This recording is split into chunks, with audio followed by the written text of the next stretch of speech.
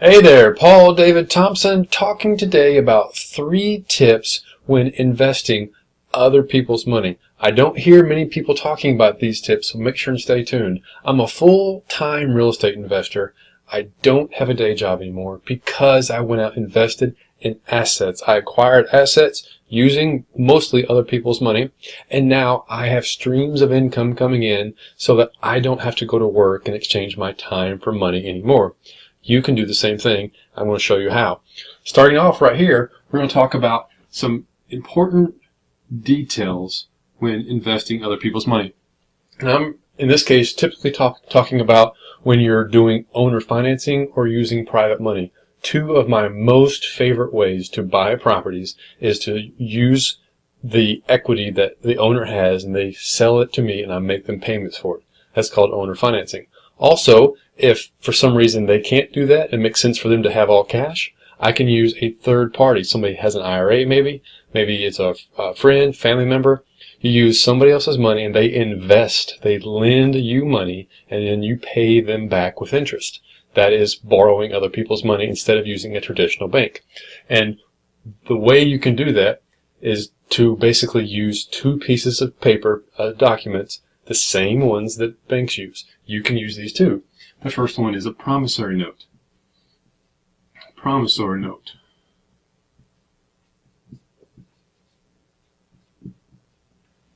And all this is a promise to pay. The dollar bill that you might use, the $100 bill, that is simply a promissory note from the U.S. government saying that the full faith of the government is behind it, saying this has some value to it.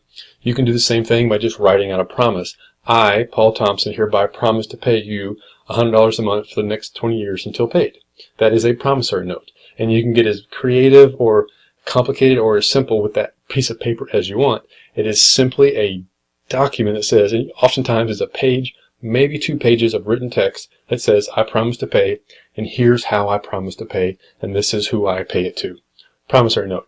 The second one is a mortgage.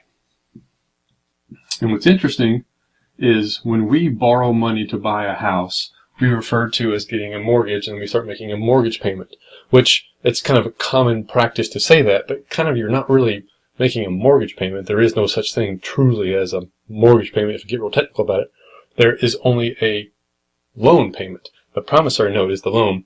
The mortgage is simply the document that secures the borrower's interest in case you don't pay. What happens is this mortgage is basically attaches to this property like this. I promise to pay, and the mortgage basically just attaches the property to this promissory note. So if I don't make the payments on the promissory note, the loan, then the mortgage document is what gives me the right to, as a lender, or the bank as a lender, to foreclose on that property and secure their, or replace their interest so that, because you haven't made payments.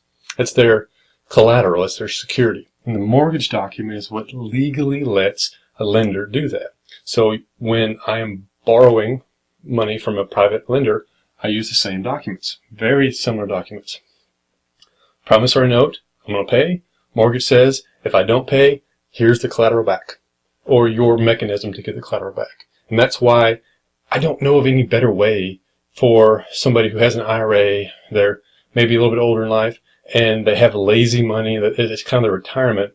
I don't know where else they can put money that is secured by something of value like real estate and get somewhere between 5 and 10% on their money consistently that has security.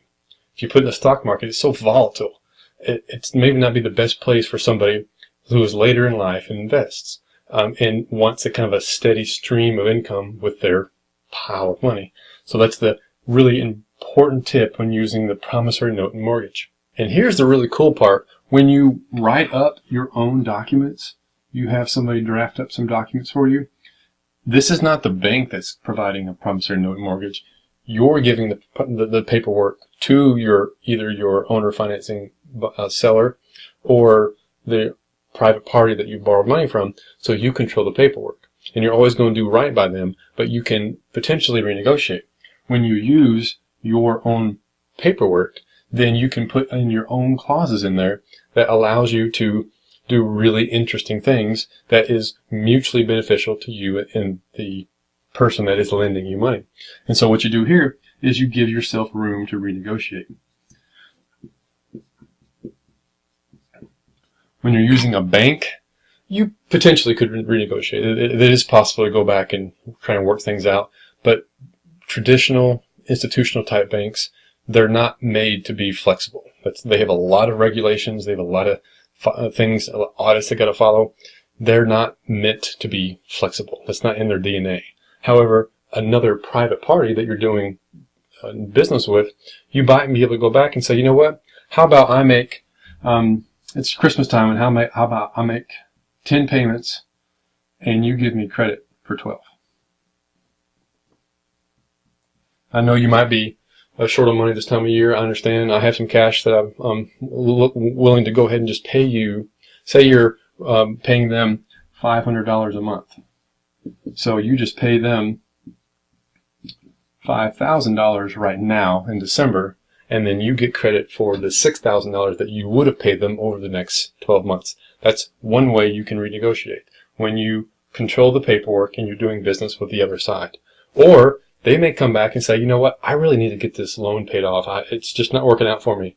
No harm, no foul. I'm not obligated to, but I'm a rational human being. I'm going to go and try and find a solution for you.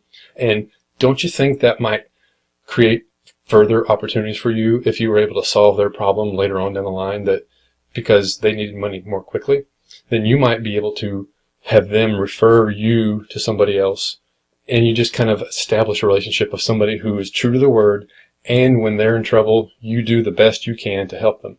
They may never be in trouble, and these things may never come up, but you kind of create potential new deals and you create new relationships because you are working with people who have real life problems, and you have become a real estate investor because you are good at solving problems. And your net worth is equal to your network plus your ability, or times your ability, to solve other people's problems.